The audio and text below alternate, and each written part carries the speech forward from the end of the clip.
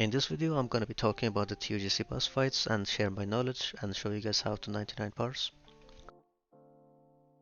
So for starters, we have started to unsync trinkets and proc them on the cleave moments. Basically what you want to do is, before the impaler pull timer, around 15 seconds of the pull timer left, just swap your trinkets and they're going to be procced at the moment the kobold comes in. Cleaving kobolds is a bit tricky, so you have to kind of position yourself correctly, and the player who gets it really needs to how to actually handle these kobolds, because they cannot just run around like an idiot and keep moving, because this will just make you not be able to melee hit them anymore and lose a ton of damage. As you can see here, the kobold is not really visible for me because I fucked up with my weak auras and add-ons. This is a PTR session, as I said, so I don't really have a live VOD of Beast of Northrend yet, because I forgot to record it the past 2 weeks. So I did a very bad cleave here. Usually when I cleave on this boss fight, in the live servers I go up to 15k DPS, but as you can see on the damage meter I'm only doing 9k. Whenever the impaler dies, all kobolds count in your DPS, so make sure that you have no downtime, just blast them. The duration of the fight does go down within this 15 seconds where it doesn't count, so you're not losing any DPS. Whenever your trinkets come back up, make sure that you're killing spray right away. Depending on what your guild is gonna kill, just be careful. So as you can see here, I'm gonna be killing spraying right away when I have my trinket proc. I should have waited for dark matter. I don't really use that trinket anymore, but yeah, make sure you do that. And after that, don't use any cooldowns anymore. You're gonna want to keep everything for Ice Howl. There is nothing much to say about this boss fight. I don't know if cleaving them is really a good idea. Maybe it's actually the play to go after at some point. But I believe most guilds just want the loot anyways, and they're not gonna be griefing themselves with parsing methods. So maybe at some point the Blade Flurry is actually gonna be used on these 2 bosses, but I highly doubt it. Because you're gonna be having more usages if you use it on pull with the kobolds. I'm gonna go fast forward to the Ice Howl because this boss is basically tank and spank, and there is nothing much to really explain about this anymore.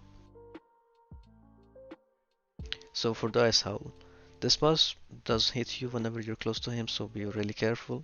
I also got hit from the Impaler and I forgot to evasion, but I didn't die. You're gonna have to have your back to the wall here whenever the tanks puts it on the corners or wherever the position is. Do not max range the boss from behind or the sides, because all you're gonna do to yourself is get breath on and just lose a lot of DPS. I believe having your back to the wall like this is the most DPS you can gain. Also, don't use any cooldown until the massive crash has happened and he's stunned. So for many rogues, this is a way to do a lot of DPS. As you can see, on top of my screen there is a massive crash cast happening, and this is vanishable. I did not vanish it in this video because this is like almost 2 months old now, and I forgot to really record a VOD yet. But at some point I will upload a parsing video on this as well. I just haven't had a really decent attempt yet. Mostly it's been really fucked up shit where everyone dies and stuff. You're gonna be popping every cooldown on this, just blast it, go hard. And remember, whenever he's coming out of stun, he's gonna be knocking players back and also ice breathing, so have your back to the wall, otherwise you're gonna lose a tons of DPS. Most guilds are gonna be having 2 massive crashes, most likely, I believe at least. So try to bribe a paladin and ask for a buff whenever the massive crash is happening.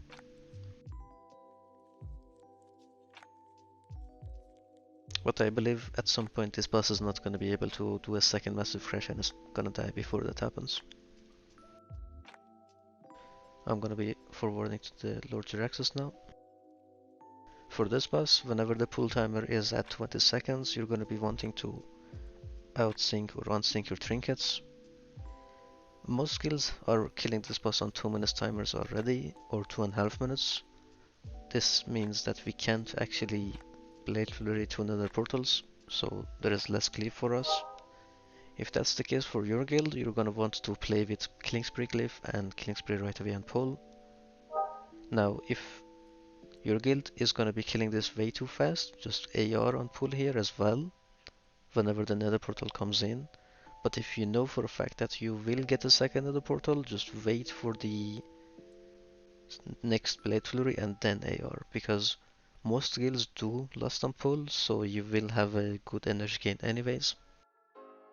So it's not worth to overcap yourself as I did in this video, because I most likely lost at least 80 energy there, just because I was overcapped and I couldn't really like use it as much as I can during my killing spree as well.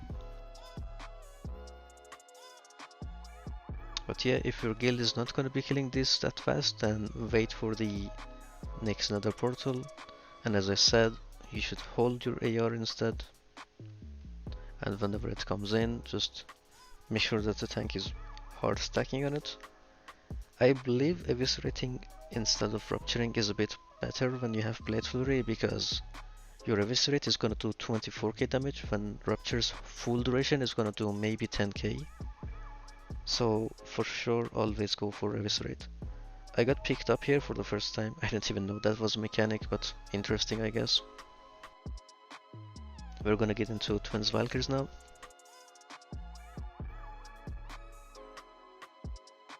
Alright, for this boss you don't really have to trinket sync. It's not really needed because you want them on pull. Make sure you haste spot, go in, wait for the crush to come in, and most likely your guild is gonna be lusting on pull here, so just send your blade flurry with all cooldowns and killing spree right away. Now I believe this boss still dies after 2.5 minutes or so with most pogs or guilds, so you're able to use 2 blade flurries as well. If that's not the case for you, then go ahead and AR on pull, but if you are able to use a second BF, make sure that you keep your AR, because as I said on Lord Jaraxxus, a lust is basically equivalent to having an AR. You're gonna be way overcapped in energy, so there is no point in really using that. And also the next BF is gonna be a lot more damage anyways, so it's just better to keep it. We're gonna be fast forwarding a little bit here because there is nothing much to explain really. So for the next BF, when you're gonna use it, just try to pay attention to your trinket cooldowns, because if you can overlap them, it's gonna be a lot of damage. I didn't really pay attention here because I'm raid leading this raid and it's a bit too rough for me to actually pay attention to my own parsing. But I should have waited an extra like 5 seconds and I could have actually cleaved with my trinkets up. And it could have been at least 1k more DPS. But yeah, I fucked up there. This is pretty much it for this boss though. There's nothing really interesting happening. Just make sure that your blade flurry goes off with the killing spree and you cleave the fuck out of the bosses. This is basically a rogue fight. If you're not topping on this, you're doing something wrong. Let's go to the Anub'Arak now. So for this boss, you're gonna have to unsync your trinket on 20 seconds pull timer because you want to use them with the ads. I believe you should still killing spree right away on pull, and also do not play with fan of knives glyphs on this one, because the new policy in the Warcraft logs is basically the ads before the submerge count, and after the emerge, only 1 pack of ads count, depending on your raid DPS. So basically these ads should be cleaved. You should be popping all your cooldowns on them if you know that you guys are not going to be able to push this in 1 minute. I mean, I believe no one can yet, because the guilds who did it are basically a total of 2 guilds who are the top guilds of the servers, and they had around what, 12 unholy DKs in each raid. That's not gonna happen in any guild really.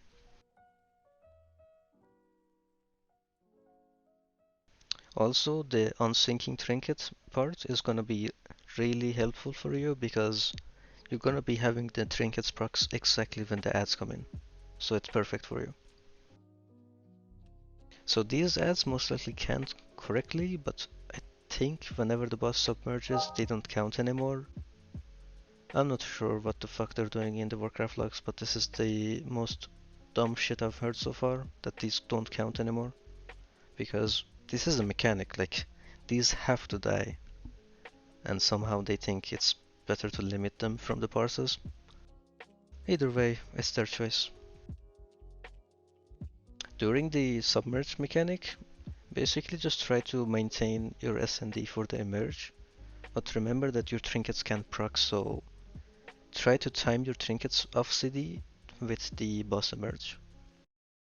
So basically get them on cooldown ASAP. That's what I'm trying to say here. So fast forward to the emerge, make sure that you have a SND uptime right away because you want it before the boss spawning.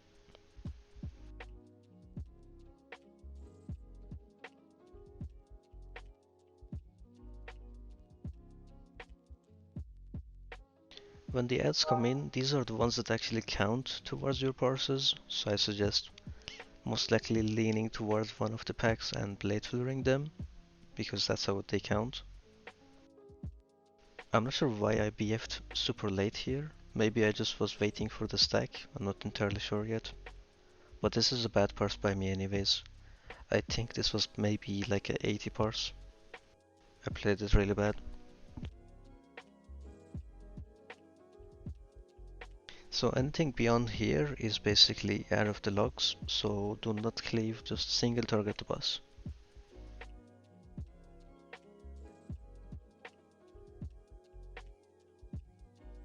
Also, one thing to mention for the rogues, although you're parsing, just always have a wound poison dagger or offhand with you, because you never know if the guy with aim shot dies or something happens. This is a VOD before the Warcraft policies, so as you can see I'm still cleaving like an idiot, but that's a mistake. Don't do that. None of this damage I'm doing right now counts at all in the logs. So just go hard on boss, keep your Rupture up, and only DPS the boss with your Sinisters. Because these ads will die at some point regardless. The casters will have them.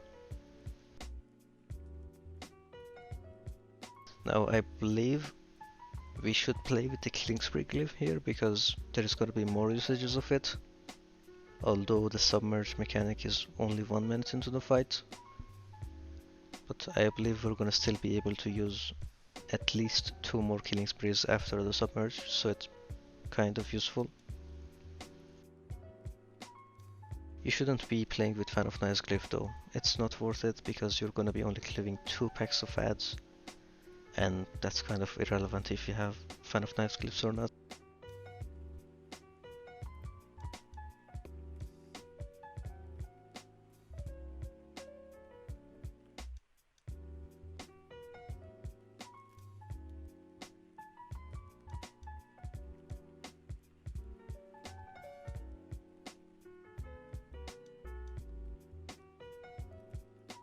As you can see here, I couldn't even Killing Spree the boss, so I moved forward and then tried to do it.